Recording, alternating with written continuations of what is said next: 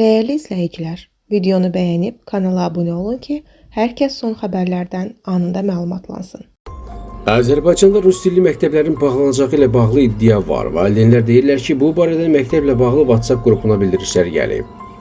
Xəbər verilir ki, bildirişdə rus dilli məktəblərin mərhələli şəkildə bağlanacağı qeyd olunub.